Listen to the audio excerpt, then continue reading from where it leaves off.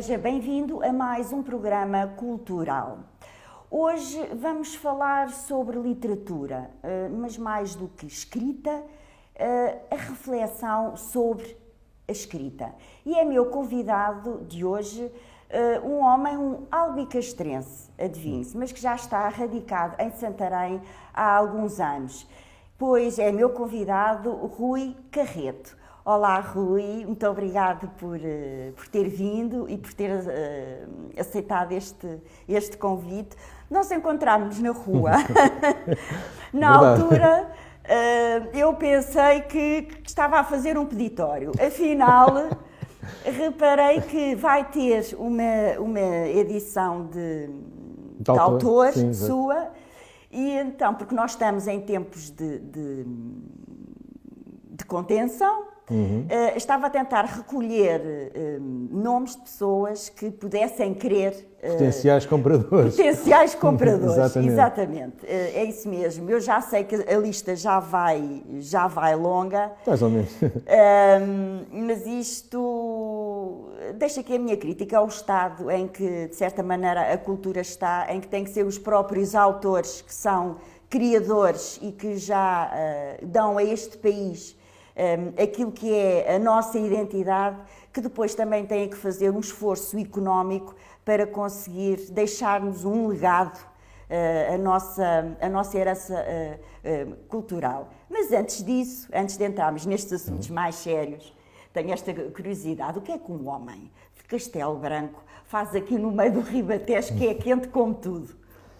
Olha, Teresa, eu nasci só em Castelo Branco, porque o meu pai era da zona ali de Penamacor e conheceu a minha mãe, que é a ribatejana, em Setúbal, numa esquina também. Eles conheceram-se por acaso, tal e qual nós conhecemos, mas não somos namorados nem nada disso, mas eles conheceram-se e apaixonaram-se numa esquina, ou seja, no meio da rua, tal como nós nos encontramos, e agora estamos aqui a ter esta entrevista super interessante.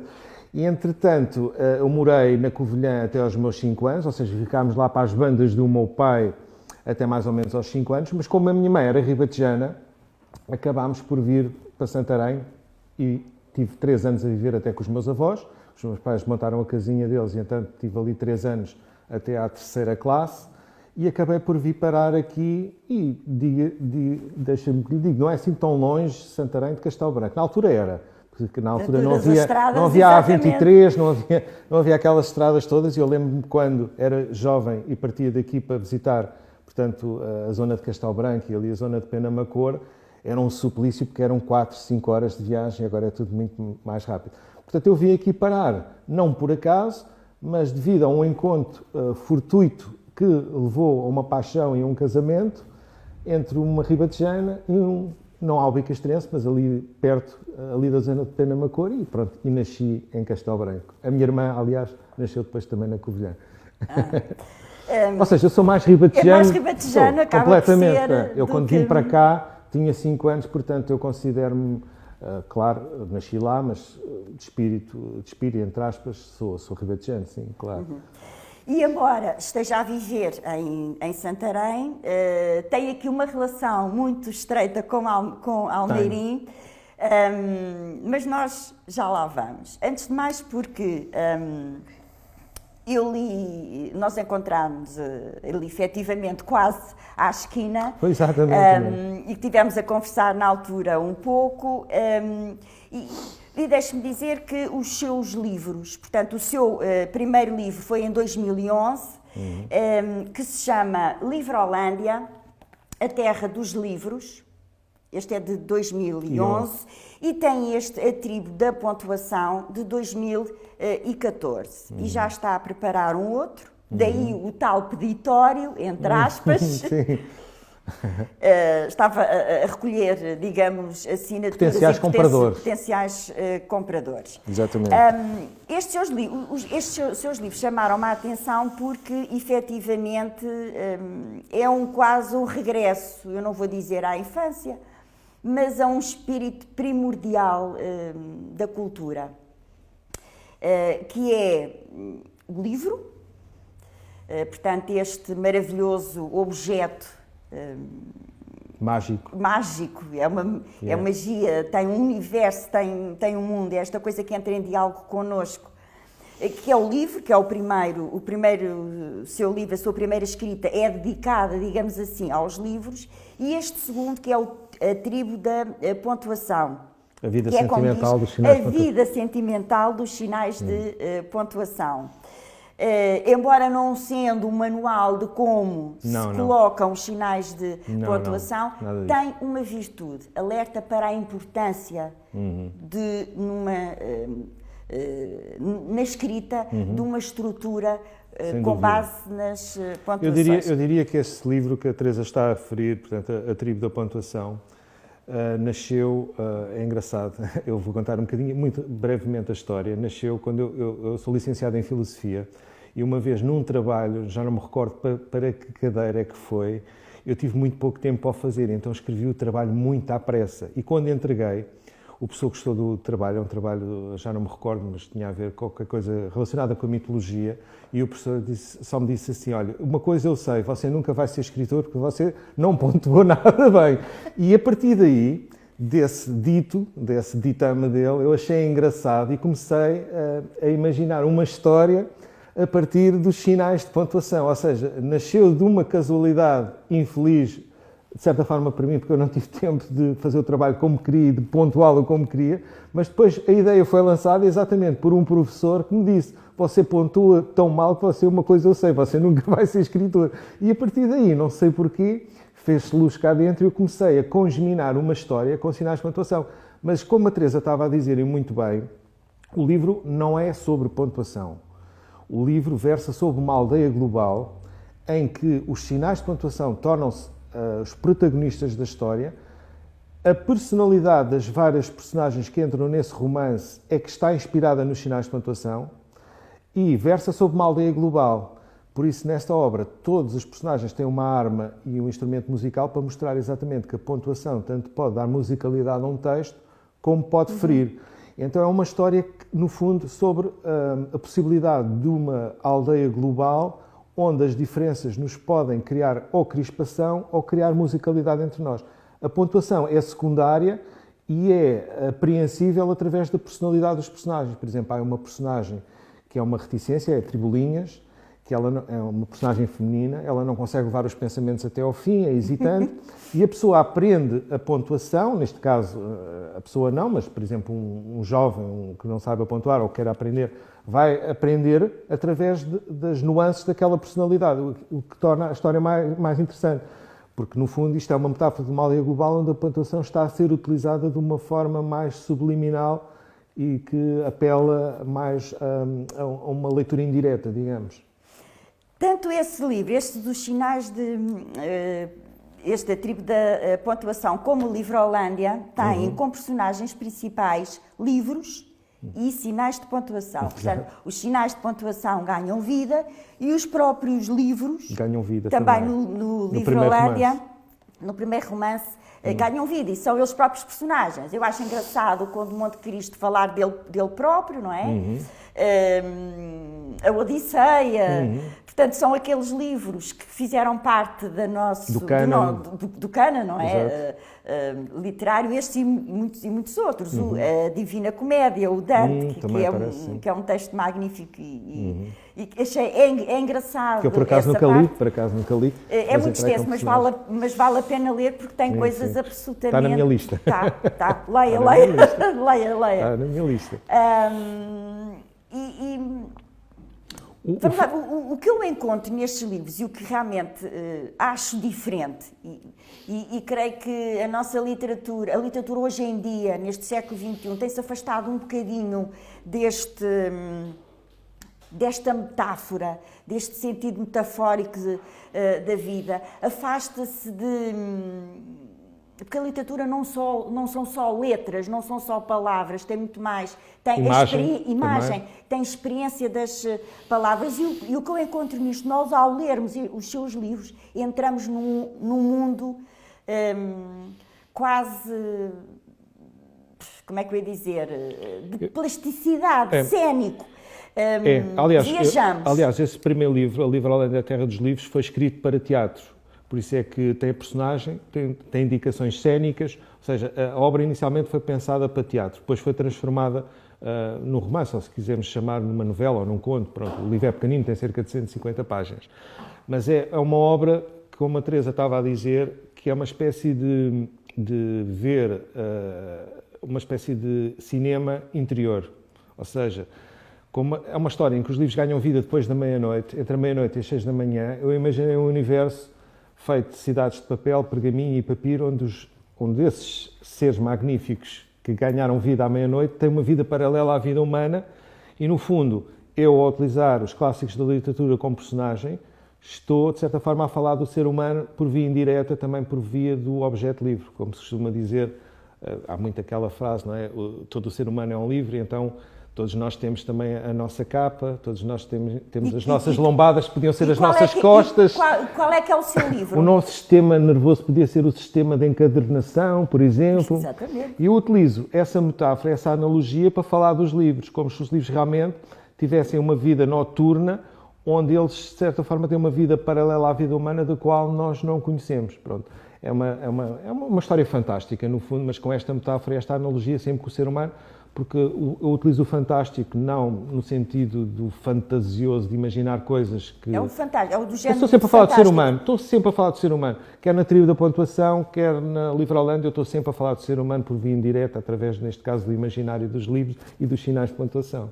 Aliás, o fantástico, que é uma coisa que é um género que eu acho que se enquadra perfeitamente na classificação, digamos, podemos classificar da sua obra. Sim. Foi aquela conversa que tivemos há pouco, quando me perguntou quais são os seus livros. Eu disse, eu sou muito clássica, e para mim a literatura do século XIX, para mim são os meus mestres, digamos assim.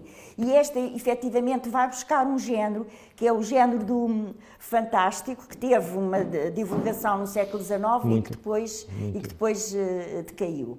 De qualquer forma, o que eu noto nestes livros é também a sua, digamos, formação pessoal. O começo nas artes cênicas, aprendeu teatro, não sim. foi? Um ano só. E depois passou para a filosofia. Essa volta essa mudança? Eu tive um ano, não gostei muito da experiência do teatro. Achei um ambiente um bocadinho, como é que eu ia dizer, artificial. Achei que muitas das coisas que se ensinavam tinham a ver com tendências pós-modernas com as quais eu não me identificava muito. Eu gosto de coisas mais, nesse sentido, gostava de coisas mais clássicas, se calhar mais próximas, se calhar, do teatro grego e outras coisas. Eu também gosto do absurdo, mas achei um ambiente, em geral, não me identifiquei. Ou seja, só lá tive um ano, aprendi algumas coisas, como é óbvio, mas depois apaixonei-me realmente pela filosofia, através da filosofia oriental, que eu tenho algumas pessoas amigas que tinham bibliotecas de pessoas que vieram da Índia. Comecei a ler algumas obras, nomeadamente do Tagore, que é o primeiro prémio Nobel a ser dado na Ásia, em 1913 ou 1914. Comecei a ler algumas obras de autores indianos e apaixonei-me pela filosofia. E acabei por ir para lá ao curso de filosofia e esse aí sim terminei. As suas obras refletem um bocadinho essa sua linha de pensamento, digamos assim. Por um lado, digamos, são histórias, são vivências, digamos, mitológicas. Sim. Portanto, são pequenos seres que têm aqui, sobretudo, neste seu segundo livro. Está inspirado na mitologia, algumas personagens, exatamente, nomeadamente a Tribolinhas, na Medeia, por exemplo. Pronto, há aí algumas inspirações, sem dúvida, da mitologia. E um regresso, portanto, uma espécie de... Eu iria aqui citar o Proust, que é o tempo perdido, mas é impossível nós irmos encontrar o tempo perdido. O seu é um bocadinho um regresso à infância.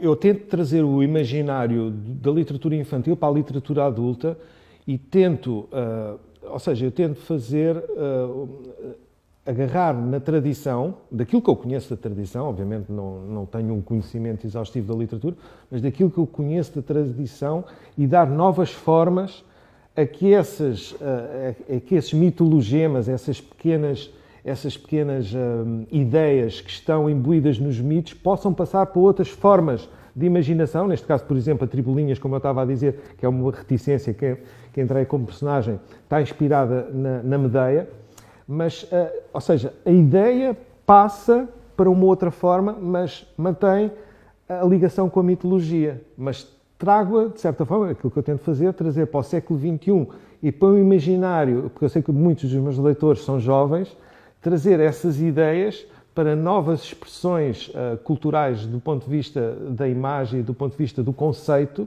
que seja absorvível por eles. Por exemplo, se calhar eles não vão querer ler a história da Medeia, porque já foi escrita há não sei quanto tempo e agora estamos noutra fase da cultura e eles querem telemóveis e outras coisas. Mas, por exemplo, utilizar as ideias, algumas dessas ideias que estavam na figura mitológica da Medeia e transportar para uma personagem que eles podem ler agora, o que interessa é que a ideia passa.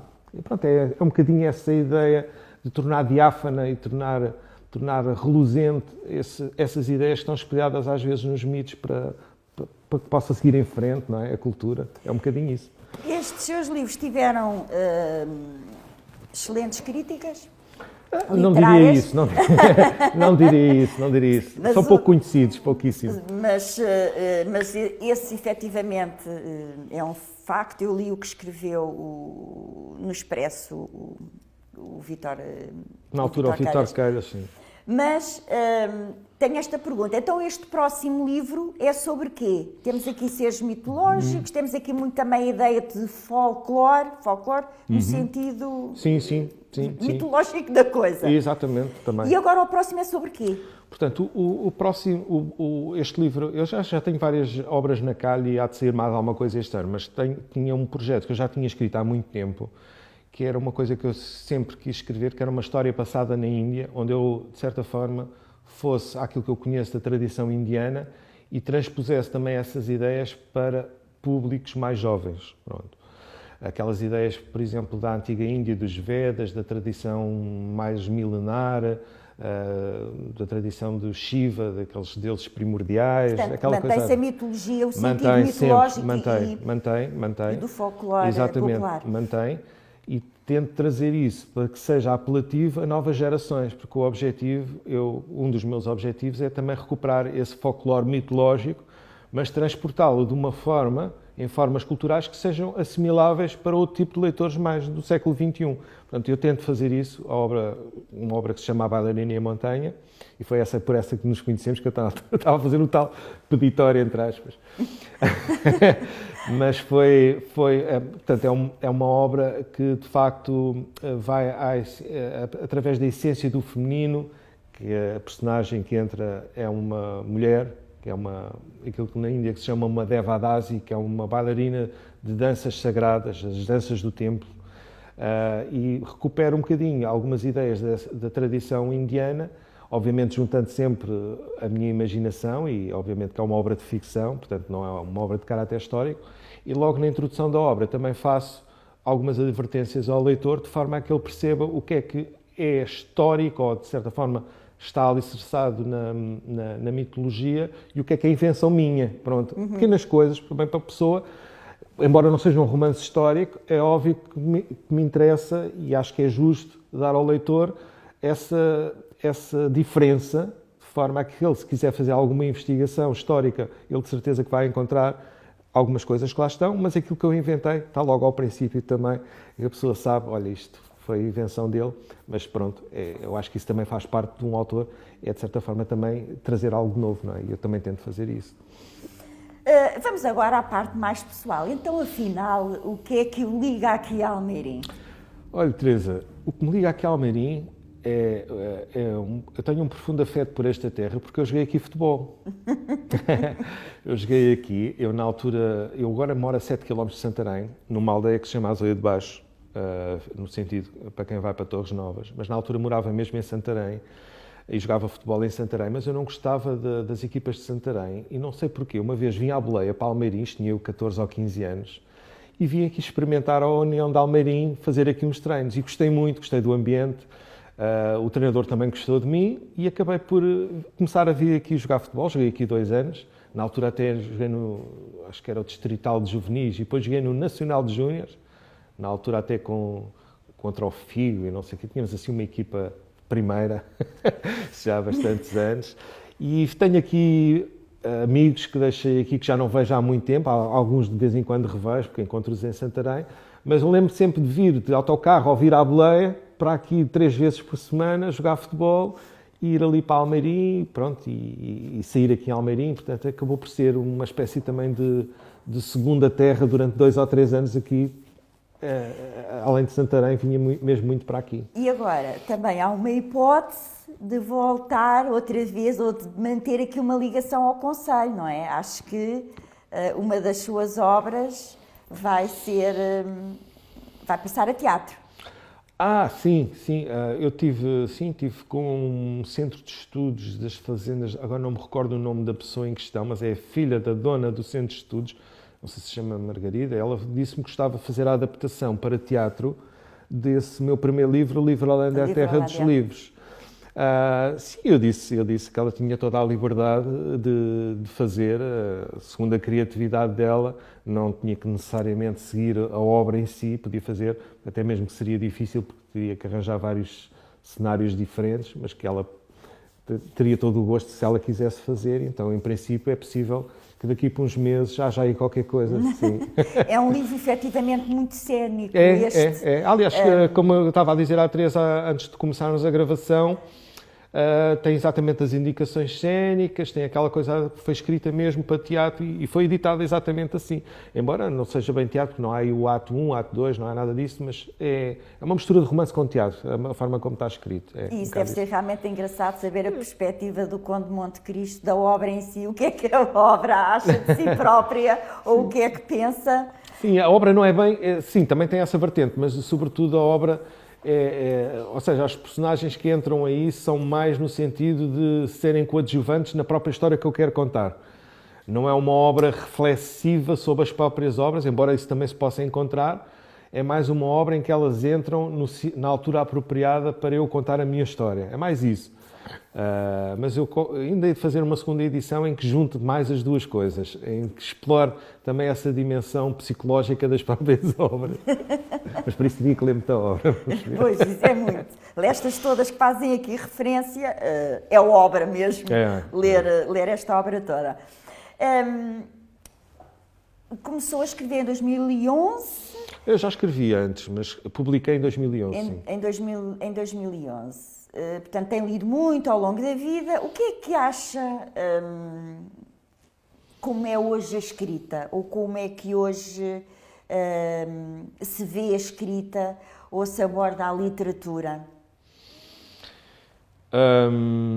Assim, isto depois do Gutenberg deu uma grande volta, não é? Aos poucos. Se nós formos a ver, antes do Gutenberg era raríssimo encontrar um livro. E as pessoas quase que davam a vida por um livro, porque podia haver até, se calhar, ali a hipótese de uma espécie de uma salvação, porque eram tão raros e eram escritos, se calhar, alguns herméticos, alguns, como a própria Bíblia, não é? E outros livros, textos sagrados, enfim. Mas eram só reservados para alguns? Era reservado para alguns, era difícil e quem tinha acesso a esse conhecimento, em princípio, teria poder sobre os outros, pelo menos do ponto de vista moral ou espiritual, intelectual. Portanto, a partir do Gutenberg pensou-se que isto iria ser democratizável e a humanidade iria evoluir bastante graças a isso, o que se tornou um grande engodo. Ou seja, houve uma banalização aos poucos, não logo, obviamente, mas sobretudo agora no século XX, XXI, começou a haver tanta proliferação e tanto autor e tanta coisa a ser escrita. E, obviamente, cada pessoa tem a sua voz e cada pessoa tem o direito de editar e de publicar aquilo que quer. Mas acabou por se criar aqui uma espécie de uma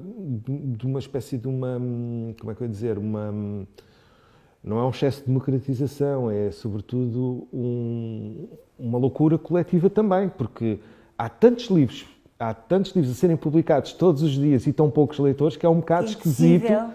Isto só me faz lembrar a ideia de uma pessoa, por exemplo, que está à beira da morte e que de repente se levanta para espernear muito para depois morrer a seguir. Eu acho que a literatura hoje em dia está um bocadinho assim. Ou seja, há muita publicação porque a literatura de certa forma está a morrer.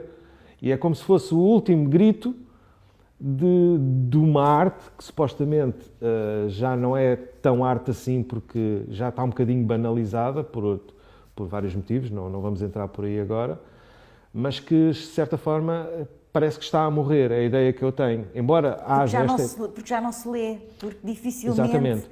Embora seja ótimo também, porque isto é sempre um pau dois bicos, a imensa voz de autores diferentes e de poderem cada um dar a sua visão do mundo, isso é ótimo, seja lá como for, mas também ao mesmo tempo se nota, além desta polifonia de vozes, uma certa morte da literatura. Pelo menos eu noto isso, que as pessoas não leem, ou leem outras coisas, se calhar leem as redes sociais, ou leem outro tipo de coisas, não é? Mas, no entanto, há este paradoxo, não é? Cada vez se publica mais e cada vez se lê menos. E isto é um bocado esquisito, que dá a impressão que é uma espécie de um colapso, de um último grito. Mas não sei, pode ser que eu me engane, Deus queira que sim, mas eu acho que é um bocadinho, resumindo assim, acho que faz falta mais autenticidade, menos marketing e mais autenticidade. Eu sei que isto é um bocado um clichê estar a dizer isto numa sociedade que só funciona através do marketing e através das vendas. Uma sociedade de consumo. Exatamente. Consumo não, consumista. Sim. Não é consumo, é consumista. Sim, consumido, todos consumimos. Exatamente, mas isto é consumir em excesso, não importa o quê, não é? Às vezes há dificuldade em separar o trigo do joio. Rui, eu sei também que tem um projeto de escola. Que projeto é que é este? Eu tenho sim, eu pertenço a um projeto que se chama Escola com Livros, que é um projeto que nasceu ali em Santarém já há cerca de 8, 9 anos atrás, numa editora que se chama A Página Editora, em que basicamente o objetivo era guarnecer as bibliotecas com lacunas estruturais de atlas e enciclopédias que faltassem em que seriam as próprias empresas a patrocinar livros que as pessoas precisassem para colmatar brechas nas bibliotecas. E então é uma coisa que eu também tenho feito em part-time, às vezes ele convida-me e quando eu tenho assim hipótese, a gente trabalhamos algum tempo nisso, em que convidamos empresas a patrocinar alguns dos livros que são as próprias pessoas que fazem a lista que faltam lá. Tipo, sei lá, o Atlas do Espaço, o Atlas dos Oceanos, eles podem fazer uma lista e se ele tiver esses Atlas, as empresas oferecem-nos às escolas. Pronto, é uma forma de pôr os acervos e os espólios das bibliotecas mais compostos e também que os alunos possam ter mais contacto com o livro físico. É importante esse contato, porque nós hoje já temos o e-book. O e-book facilita-nos muito a vida, além de ser mais barato, convenhamos, não é? E quem tem que ler muitos livros convém sempre. Sim. Eu próprio farto-me comprar e-books. Pois, também eu. São muito mais baratos. Mas o livro, este objeto em si, tem qualquer coisa de mágico. Ter na mão um livro, não é? Como é que se pode criar, sobretudo nesta geração mais nova, que vive um pouco afastada do objeto e das bibliotecas? Hoje já não se vai a uma biblioteca com a mesma frequência com que eu ia, por exemplo, na idade deles, e que ainda hoje vou. O facto é esse, eu tenho esse hábito, portanto vou lá. O que é que se pode fazer para se criar este hábito do livro? Fazer uma espécie de irmandade do livro? Quer que eu seja sincero? Sim, nada. Nada. Neste momento, nada. A coisa já está tão partida.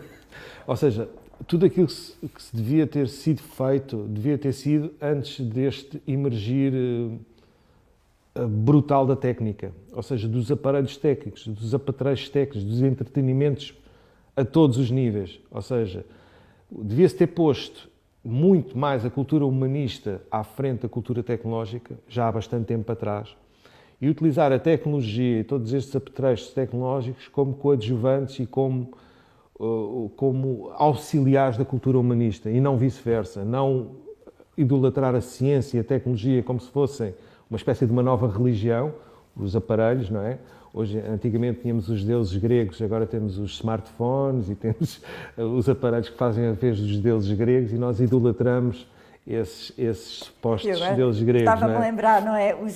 Os romanos, quando se entrava numa casa romana, romana, de Roma Antiga, não é? Tinha-se os penates logo ao início, portanto, que eram os primeiros reis, os primeiros deuses, os deuses do lar, portanto, tudo aquilo se idolatrava. Agora temos uma televisão. É uma televisão, os telemóveis, o satélite, não sei o quê, pronto.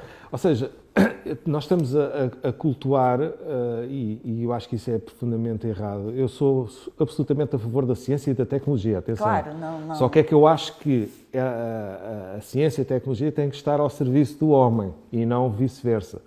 E como não houve, digamos, uma pedagogia, ou como o mercado está demasiado liberalizado e à solta e cada um faz basicamente aquilo que quer para vender, não é? E como não há uma política, digamos, que controla, ou pelo menos organize e faça ver às pessoas que o importante realmente de tecnologia e da ciência e de tudo isto novo que apareceu é, de certa forma, dar mais liberdade ao homem e ajudar o homem a ser mais humano, não é? A tornar-nos mais livres e mais libertos de uma série de coisas. Dar mais tempo às pessoas, exatamente. Utilizar isso para alavancarmos o nosso humanismo. E nós estamos a ver exatamente o contrário. Estamos a ver o nosso humanismo a alavancar a ciência e a tecnologia, o que é um absurdo. E uma coisa que é grave, estamos a ficar dependentes de... E já estamos dependentes, por isso é que eu estava a dizer, e não só dependentes, viciados, que é pior. Viciados. E o problema da tecnologia é que realmente a tecnologia vicia, principalmente mentes que estão impreparadas e não tiveram aquele background da cultura humanista, de lerem livros logo, de começarem a utilizar a palavra, a relatar as experiências humanas, partilhar as experiências humanas, e como vem logo a tecnologia interpor-se, não é? Quase desde o berço, nós acabamos por fazer acabamos por fazer uma geração de pessoas que não vai ter a possibilidade depois de querer sair desse vício. É tal como o álcool, alguém que já dá... É muito complicado agarrar nestas novas gerações e conseguir dar a volta a uma situação que já devia ter sido revista há muito tempo e deviam-se ter posto os pontos certos nos is, pelo menos do meu ponto de vista. E acho que isso... Por isso é que eu digo que é muito difícil fazer alguma coisa neste momento.